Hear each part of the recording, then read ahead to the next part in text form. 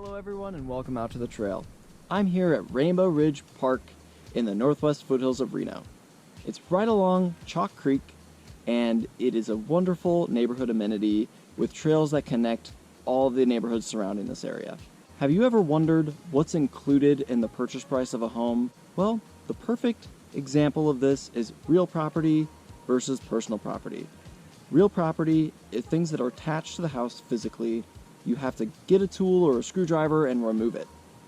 Now, personal property are things that are not attached, like a potted plant, like a couch, a refrigerator, and so on and so forth.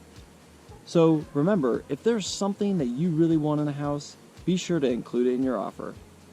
I hope you're all staying healthy and safe out there, and remember, if you've got real estate questions, I've got answers.